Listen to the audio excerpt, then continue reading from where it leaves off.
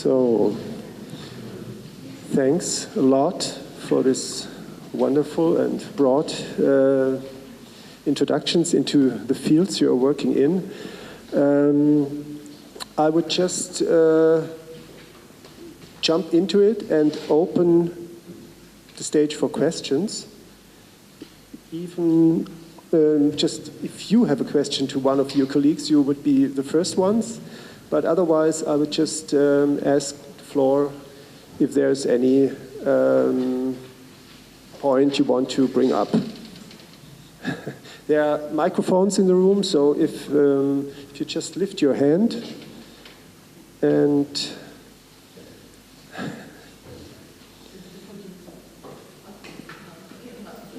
yeah. I mean, this would be a follow-up about South Africa, and maybe an example. Hi, I'm Kadisha Carroll. I was really excited about what you were saying about South Africa and epistemic shifts, and I thought maybe we had an opportunity for you to give us some examples of what that would actually be in a museum, so that we could have a sense of what the shift was from to, and how that might shift the way that we will work as well. Thank you.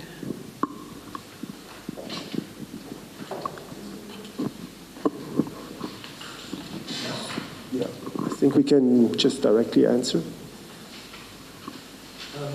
Well, you probably are very familiar with probably the most famous exhibition. Probably the most famous exhibition in any South African museum, and maybe even in any African museum, that was created in 1959, 1960, out of the body casts, the gypsa that were made at the beginning of the 20th century by the South African Museum, after they were urged to preserve the physical features of what anthropologists refer to as these fast disappearing races, the Bushmen and the Hottentots, out of which the caste-making project occurred. And of course, these casts were very much artifacts of race.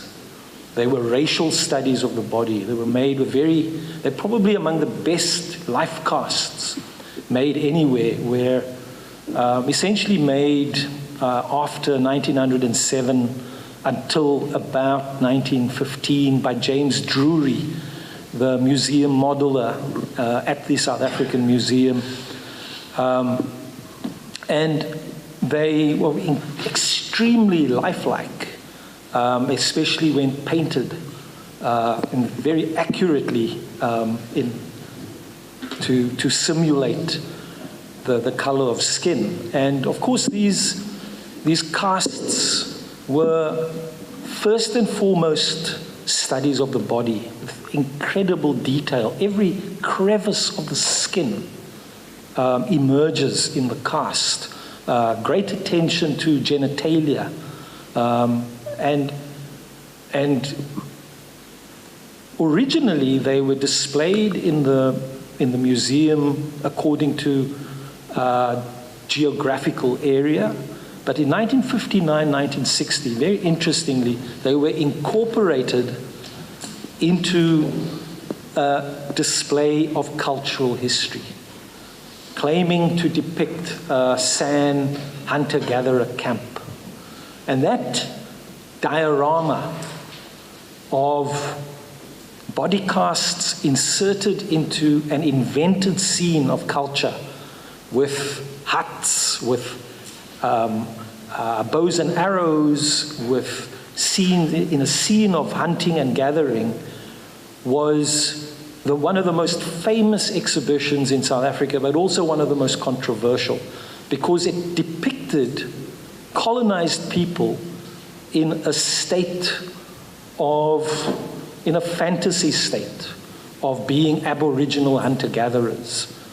And after a period of intense controversy, A big debate occurred in the museum sector in South Africa about what to do with the diorama, but further, what to do with the collection of body casts. What is the status of these collections in a museum of a new democracy? Now, what is interesting is that alongside James Drury's cast-making project, the South African Museum at the very same time also collected human remains. And it turned out that, unbeknown to most people, the human remains that entered the collection of the South African Museum were the remains of people who were alive in the 20th century, were of recently dead people who had been stolen from their graves by grave robbers and sold to the museum.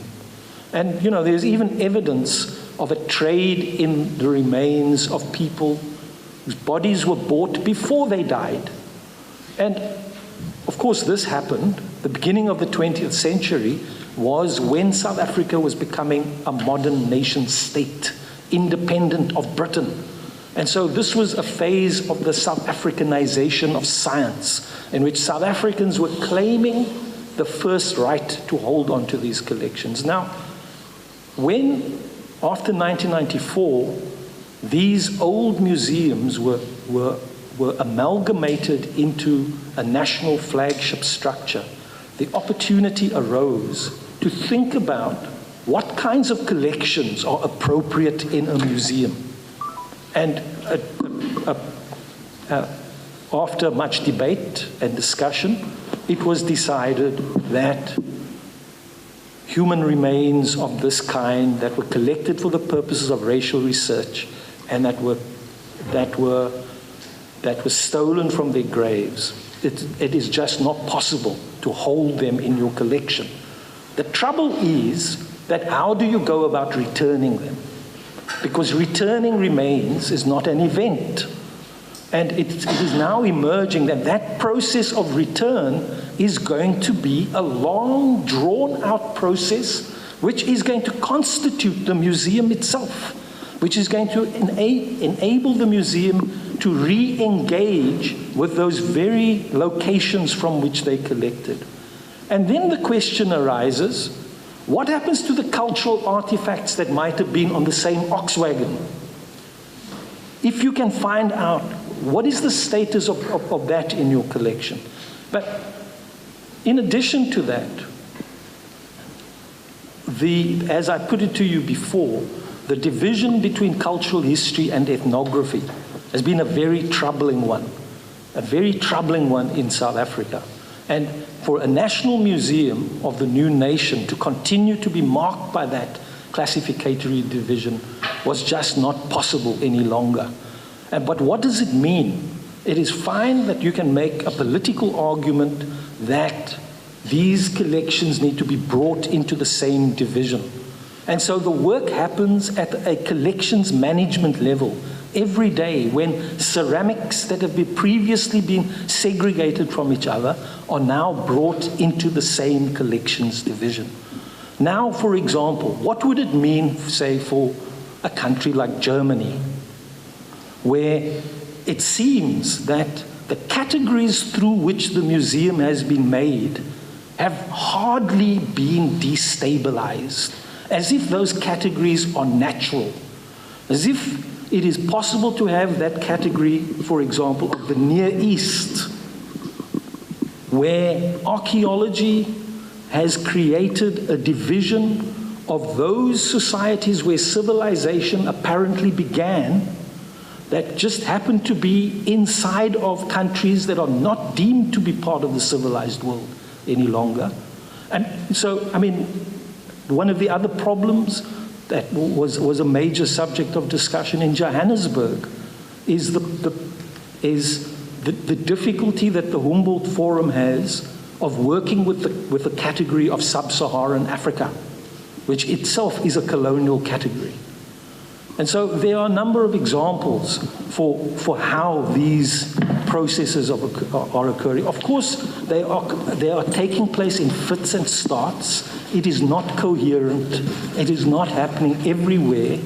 And it is part of the struggle that has to be engaged with. I would like to, on that topic, you just said that the categories are colonial, indeed. No? The countries are colonial, the categories are colonial. If I'm really well informed, the Metropolitan Museum reshaped his collection of Islamic art, which is now called Art of Arab Countries, not to have the word Islamic anymore. And I'm well informed as well, the Louvre got his Arab collection redone by Walid Rat, which is also very controversial. And my question would go to Semir Alzar. Why is it a museum of contemporary art? Is there no art before in Morocco? The first national museum, which is built by the state, which is devoted essentially to modern and contemporary art. So there were many galleries, art galleries, and many small art museums. But this one is built and run and supervised by the state, by the government, unlike the others. But as you just said, it's run by curators who don't even speak Arabic. Yeah. So it's a state who decided what is Arab. Arab is decided by Paris, more or less. Are there museums for older culture, older art in Morocco? We have other museums in Rabat, Casablanca, Marrakesh, and well, all the other cities, but there is a certain consensus among artists. This one, because it's top-down decision, and because it tries to show that we have a new institution that is modern, and they didn't take into consideration and into account the opinion of the others. That's why Moroccan artists are angry about this decision. They should have ask them, sit with them, and try to find certain consensus about this museum. But you just said top-down. Museum is always top-down. That's why I like, you said about, in a few talks about dialogues, about participation, but it's always top who invites somebody. So the invited is always, in German, in the Frosch perspective, in the perspective of the frog, because you are invited. Mm. So it's always top-down. And I think the only solution, not to be top-down, maybe is to be a kind of a meta-museum where the museum speaks about what it's doing, like the museum maybe in Basel. How would the museum in Basel, you don't have a Moroccan or South African department, do you? No. How would you handle if you had to make an exhibition together with the museum in Morocco? What would you do? Sorry, I would like, with your permission. So we have, tried a new experience in our university. We have set up a museum which is devoted for students living in the area, in the neighborhood. This neighborhood is Bemsik neighborhood, which is a working class neighborhood, which has been marginalized and underserved for so many decades. For some social and political reasons, in the 80s, these people made demonstrations, and the government thought it better, to improve the social conditions of these people. In this area, there was one of the biggest slums in Casablanca. More than 120,000 people lived there. So these slums were destroyed, and new houses were built.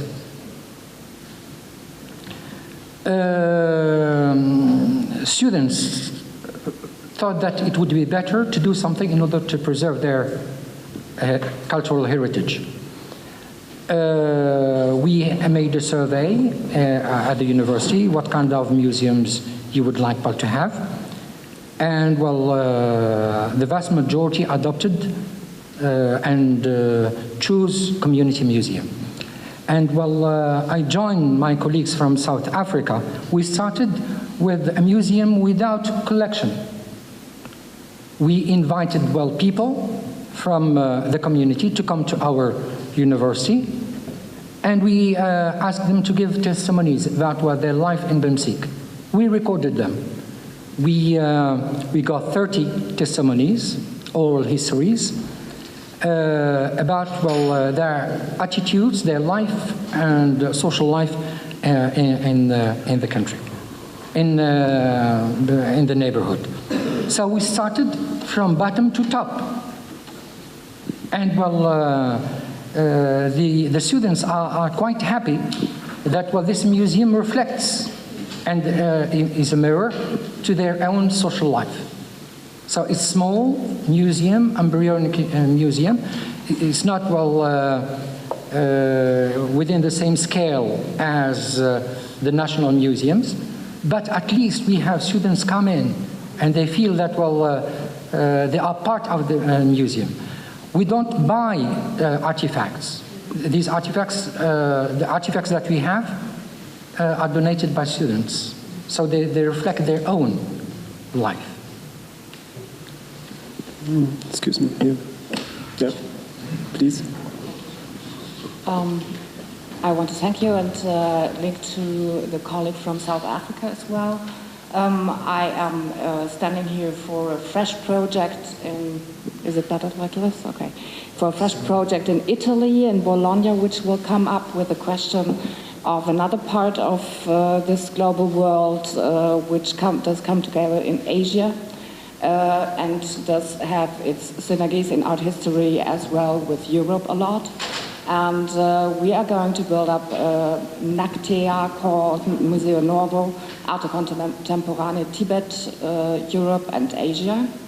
And we are bringing together several collections from these areas, contemporary fine art, mainly produced in Europe, which is, and Western American.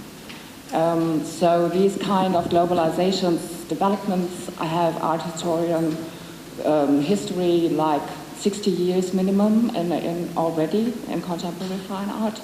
And please?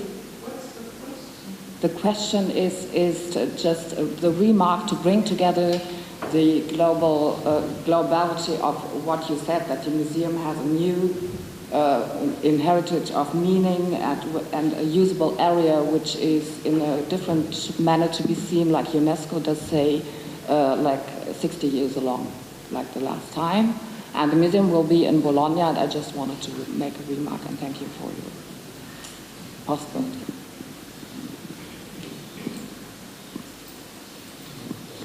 Yeah, it's more kind of a comment. Thanks. I would like to ask Mr. Kunz one question. You showed the images of the White Museum in the end, which impressed me. And I had to think about what H.G. Merz told about his Porsche Museum when he had designed it. He was the designer of the Porsche Museum, and he said, I want to make it like a white cube, like a contemporary art museum. So is there any relation to this kind of thinking or this kind of visualization concept, or does it come out of a complete different kind of background? I think it's, first of all, the building was there and we had to deal with the building. And having seen exhibitions in the last like 10 years, mostly even anthropological exhibitions, ethnological exhibitions, you had dark rooms and the objects kind of enlightened. And it's kind of like you are in a cave and the objects are there and there's a spotlight on it. And we had a building that had windows, and those windows were closed in the 70s during renovation in the 1970s. And we wanted to reopen the windows. And there is a meta thought maybe with it, that from the museum you can look outside into the courtyard, you can look into the city. So the museum is a place of exchange. So it's something that's closed, and we are a museum with a collection. But you should not forget that in this closed space of the museum, something is happening, but it's always related to something that is going on outside. And we wanted to make this visible with open windows, where you can see what's going on in the city. Maybe people do not really realize this in a conscious way, but the possibility is there to move away your gaze from the objects to the outside world and have this relation.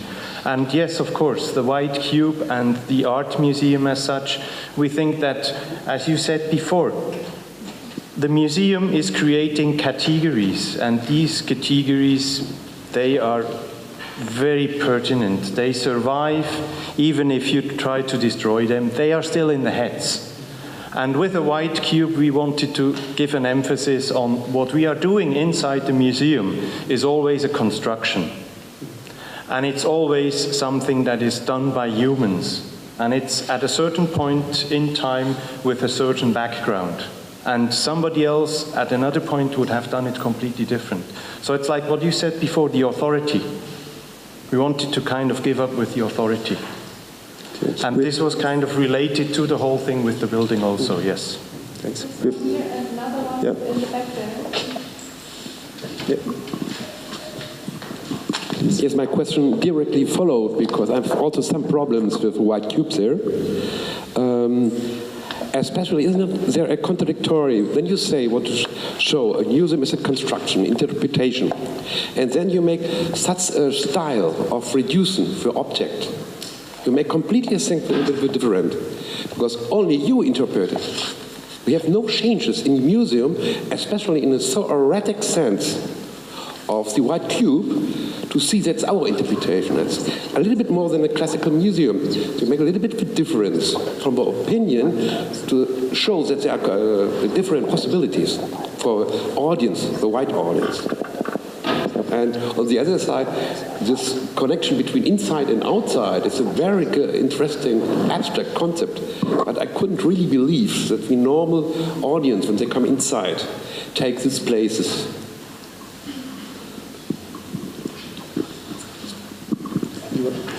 There were, of course, reactions by the audience that were perplexed and thought, what are you doing? What is this?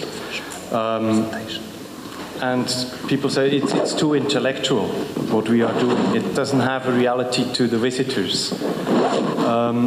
This was maybe true, I think. Maybe to a certain point it still is true. It is a construction, and we are dealing with constructions.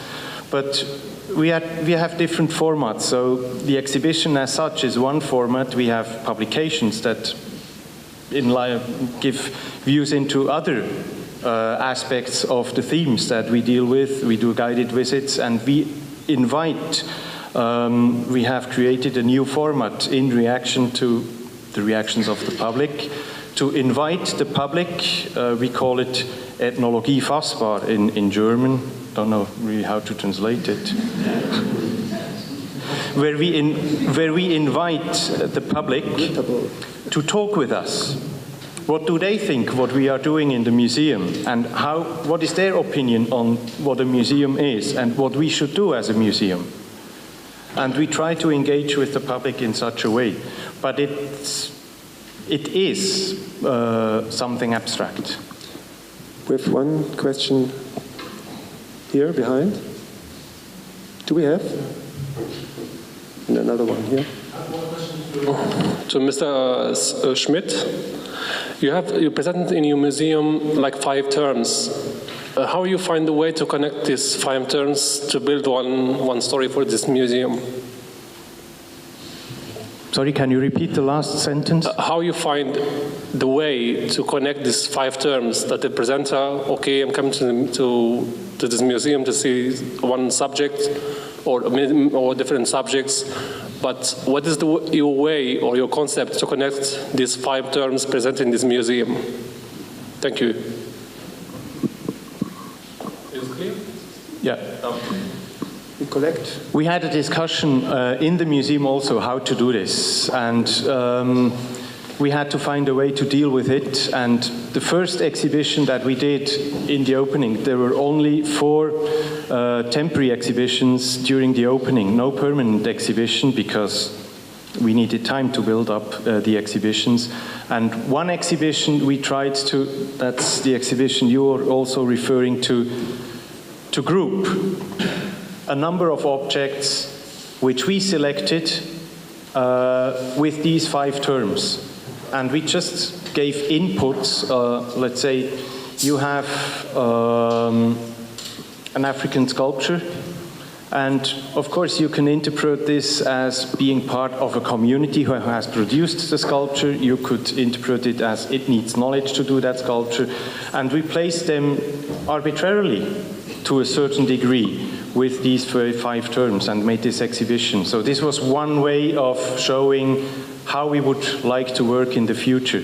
But this was only one exhibition, and I don't think that it was a very intellectual exhibition. It was very white, very empty, and I don't think that all the visitors really understood it. But this was not our basic point. We did not really want to force these 5 terms onto the visitors. We wanted to give the opportunity to understand, if somebody is interested in what we are doing, how we would think about the questions when doing exhibitions. And we had these 5 objects on the different floors with small explanations to it. But this is not the point. The point is the exhibitions that we did afterwards, when we thought about these 5 terms, and they are not explicit in the exhibitions. They are like a strategy for ourselves when we do the research and when we probably go to the field as anthropologists, thinking about not only the classical categories of regional things, artifacts and so on, but looking at processes. Probably it's more thinking about processes, social processes that are going on. And then we translate, or we try to translate these things into the exhibitions. But it's not like you have an exhibition and then agency is like the title of the exhibition or room. But in the exhibitions, we will relate to these subjects and explain, like here we have a group of textiles, and they have been adapted from outside sources. There is innovation and creativity behind. So there is certain aspects of these terms always are in the objects, and this is how we try to deal with it. Okay, we have two. Excuse me. We have 2 more. One hello. from the floor. I have a question to you, Mr. Kunz. I'm Ute Grüße. I'm a conservator, and I'm doing research work for adequate ways of presenting sacred objects from Himalaya region, and I've never been to the exhibitions you have proposed in your lecture, but if you say you make room for interpretation, and you have as an example a Tibetan tanka, so which kind of information you give for having this free kind of interpretation? And I want to cite His Holiness, the Dalai Lama. He said, education is the method for creation understanding. Inside emerges trust and friendship. So I think maybe we should inform a little bit about rituals, about sacred, about religion, to give this kind of understanding that maybe creates respect and a kind of equal looking eye in eye, an equal thing. And I would like to know your opinion. Yes, thank you. Of course, the basic ethnographic information is always given with the object. So where does it come from? What type of object it is? What was it used for? In certain cases, who made it, if we know this. So the basic information is always given. And so far, we did not do an exhibition on Tibetan Buddhism, but we had tankas in the exhibition. For example, one exhibition that was the successor of the expedition show, or the second permanent exhibition. There was a tanka, and it was about influence that came through ethnographic objects to our own society. Now, Buddhism, especially Tibetan Buddhism, was at a certain point kind of a fashion in our own society. And so there we give the opportunity. We have the tanka in a space that is maybe an imitation of a sacred room.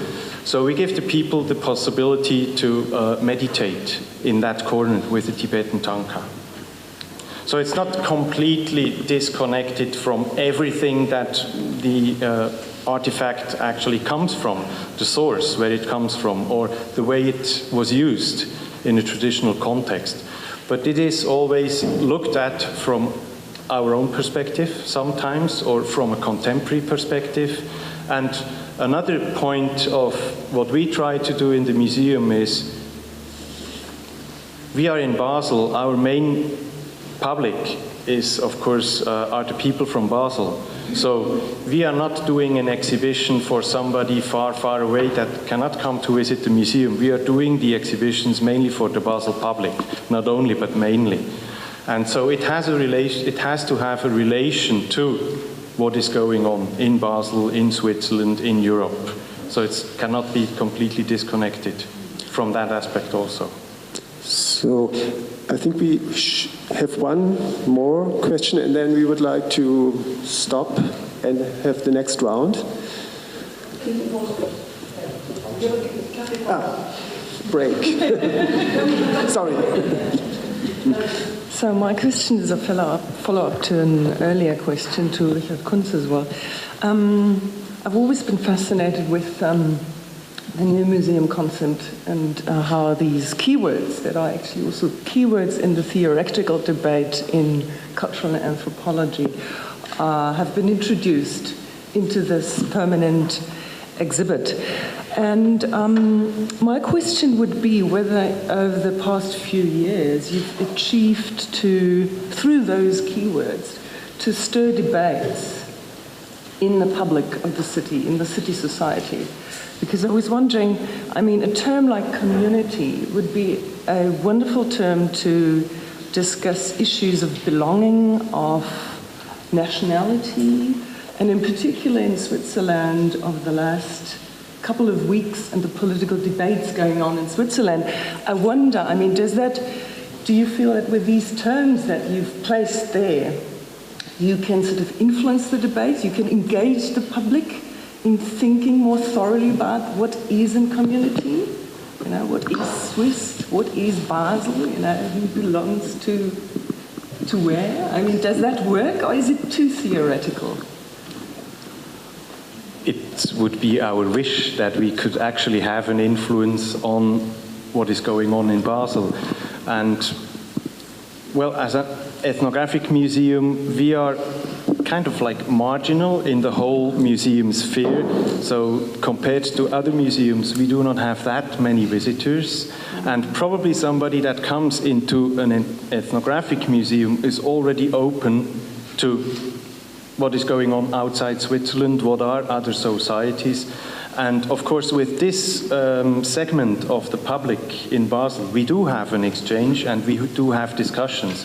But I don't think that the impact is so large that actually we could say we have a political influence in Basel. I would never dare to say that. We are a marginal player still.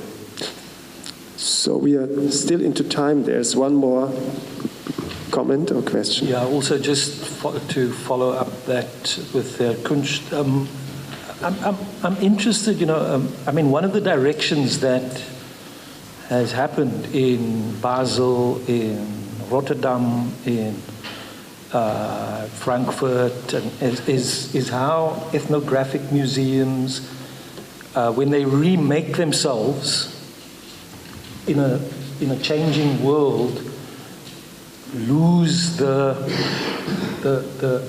label ethnographic sometimes. And, you know, like ethnic music has become world music, and we have world cuisine, and we struggle for new categories of how to organize the world in a way that recognizes that we are beyond colonialism, or we desire to go beyond colonialism. Yet, you still use the concept of ethnographic, and there's still a desire for ethnographic detail. I mean, what is the critique of the ethnographic? What is the critique of the ethnic in the project of the museum in Basel? Well, that's a very difficult question. We have to deal with many different layers, and I think the first aim that we had was really maybe two aims. The collections that we have are mostly historic.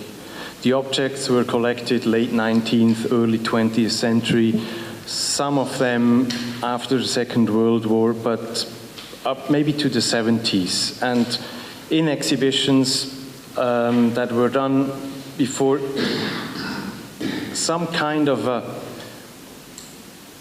ethnographic past was sometimes constructed, like this was a society, how it worked before they got in contact with colonialism. So this kind of historical construct. And even in our museum in Basel, even the anthropologists up to the Second World War, they collected objects that were not influenced by Western culture or by contact with the Western world. And this was the first thing that we said, we are not a historic museum. We do not present some kind of imaginary past of societies that never had any contact with anybody. So first of all, we need to be contemporary in the way that there was always contact, and we do have objects that have influence of not only from Europe or North America. In Indonesia, you have a lot of objects that have Indian influence, for example. So let's look at this and let's look at these dynamics. And then ethnic categories, it's like communities. How do communities work? And we have a database. This is just maybe a silly example, but we have a database, and it's a digital system. You either enter 0 or 1, so it needs an ethnic label, the object, because there is the field, ethnic group. So what do we enter there, actually? And sometimes the field is just empty, because we don't know. Or objects can have different identities, ethnic identities. So what is the important one? Is there one that is more dominant than others? And ethnic identities shift, they change. I have done research in Northeast India, in Nagaland, for example, and there it's like Heimendorf said there are 30 Naga tribes, and now you have 60. Some anthropologists say even 120. So we try to, some visitors, they ask for a label, so sometimes we supply what is in the record as a historic source to the objects. But we deal also with the contemporary and say, well, this object once has been labeled such, but now today it is difficult to say what it is. It might be this, it might be that, but this is not the important point. The important point is the dynamic process. It's difficult to translate this into exhibition text that require to be 5 lines only and need certain information and so on. But there are other formats where we can at least try to adhere to our own standards. So thank you very much, everybody. And we will have a break now.